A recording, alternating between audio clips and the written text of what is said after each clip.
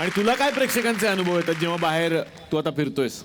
मुंबईत दादरमध्ये सिद्धिविनायक मंदिराजवळ अत्यंत गर्दी असलेल्या एका गल्लीतनं, म्हणजे प्रभादेवी मंदिराच्याच गल्लीतनं मी गाडी नेत होतो आणि मागे ट्रॅफिक होता आणि एक बाई अशी पुढे गेली आणि तशीच पटकन मागे आली आणि मला म्हणाली, खिडकी खाली करा. तर मी म्हटलं हो हो केली खाली.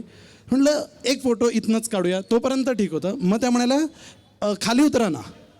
तर मी म्हटलं खाली नको, मागे ट्रॅफिक आहे, तर आता मला यात कोणालाही दुखवायचं नाही आहे, कोणावर काही टीका करायची नाही. पण त्या म्हणाल्या अहो मी पोलीसवालीच आहे, उतरा खाली, काही नाही होत. असं म्हटल्यावर मग म्हटलं ठीक आहे आता काय. मग बाजूला लावली गाडी, उतरलो. मागे थोडासा ट्रॅफिक झालेला, पण त्यांनी रीतसर हात पकडून वगैरे फोटो काढून घेतले. छान. वा, असे मजेशीर अनुभव येत आहेत. तर आज चला हवा येऊ द्या मध्ये हे सगळे पाहुणे आलेले आहेत, पण आता या सगळ्यांना भेटण्याची इच्छा आमच्या काही तुकरटवाडीच्या पत्रकारांना. तर आता तुकरटवाडीचे पत्रकार आता या मंचावरती येत आहेत. बघूया त्यांच्या मनामध्ये काय प्रश्न आहेत. एकदा जोरदार टाळ्या सगळ्या पत्रकारांसाठी. तर मंडळी सुरुवात करूयात तुकरटवाडीच्या आमच्या या पत्रकार परिषदेला. आणि अर्थातच हे पत्रकार खरे नसतात, त्यामुळे ही फक्त एक गंमत समजावी. या पत्रकार.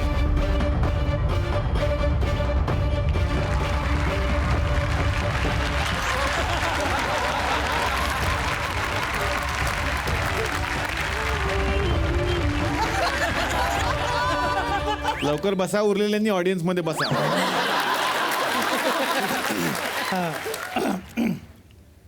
ए बाळा इकडे असं तुम्ही इथूनच विचारा. सर. नाही त्यांना बसायला जागा होती.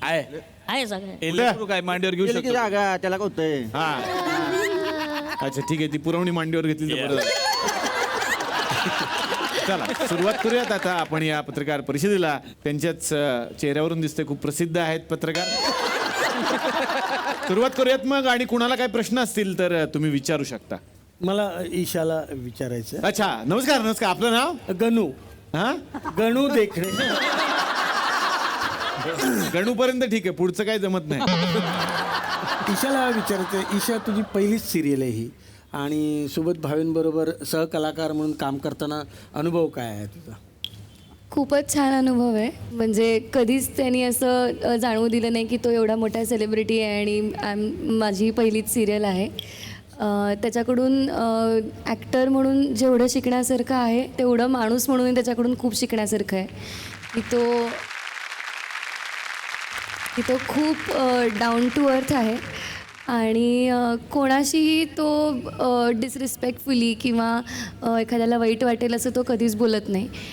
दिस is something I have learn from him. सेटवरती तो जसा वागतो आणि जे काय त्याचं ओव्हरऑल बिहेवियर असतं, बॉडी लँग्वेज असते त्याच्यावरनं. आणि मला याचं खरंच खूप कौतुक वाटतं, कारण छोटं आपण अचीव केलं तरी आपण खूप हवा करायला लागतो, पण तो इतकं अचीव करून पण अजूनही जमिनीवर आहे.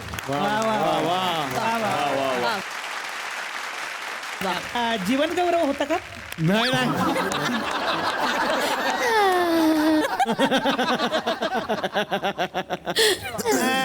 नवीन आलेली हिरोईन ईशा अत्यंत उद्धट, सुबोध भावे सरांना अरे तुरे करते.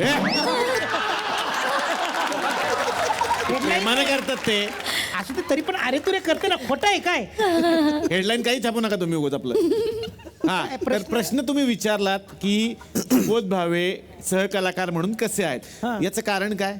4 वर्षाची मुलगी आहे माझी. हा. तिला ऍक्टिंगची आवड आहे. हा बस म्हणून विचारलं की काय आहे. की मागे एकदा तिच्या शाळेत सर गेले होते. कितवीला आहे ती?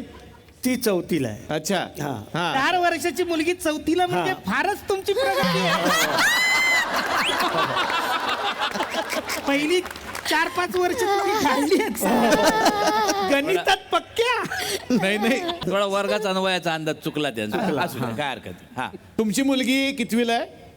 ती 8वीला आहे आता. अरे आता वय वाढलं ना. असू दे, बरोबर आहे त्याचं. त्याला 4 आहेत. त्या हिशोबाने. लोकांना कळत नाही नेमकं कुणाविषयी बोलतोय. तुम्ही 4थीत जी आहे ना तिच्याविषयी बोला. तर ती 4थीला जी आहे मुलगी हा. माझी, हा. तिच्या शाळेत सर गेले होते चीफ गेस्ट म्हणून. कधी? मागे गेल्या महिन्यात. हा तिला बक्षीस मिळालं होतं ॲक्टिंगचं आणि सरांच्या हस्ते तिने बक्षीस घेतलं होतं. वा वा मग काय त्यामुळे मला वाटतं ती सुद्धा मोठेपणी ॲक्टर होणार. हा आणि हिरो कोण असणार? अर्थातच सर. असं का? हे काय म्हणजे काय कळलं नाही मला. 20 वर्षांनी ते तरुणच राहणार आहे, त्यामुळे ती मोठी होणार आणि हिरोईन होणार आहे. म्हणून तुम्ही एवढी माहिती घेत. हा म्हणून. पण यांच्या मुलीला बक्षीस मिळालं तर ती कशी काय हिरोईन होणार? काय म्हणजे काय लॉजिक नाही कळत आहे मला. अहो यांना नाही का यांनी बक्षीस दिलं होतं, सगळ्यांनी फोटो बघितलाय तो. होय काय असं आहे तर. बक्षीस मिळाले की हिरोईन होता येते. सुमंत भावे सर, एक अत्यंत महत्वाचा प्रश्न तुम्हाला विचारायचा होता पत्रकार म्हणून. जबाबदारीचा प्रश्न आहे. तुम्ही एवढे आतापर्यंत बायोपिक केलेत, आम्ही सगळ्यांनी बघितले, जबरदस्त. पण समजा एखादा बायोपिक जर का तुमच्या आयुष्यावर करायचा झाला तर कुठला कलाकार तुम्ही डोळ्यासमोर ठेवताय मला सांगा. काही दिग्गजांची मी नावं काढली आहेत.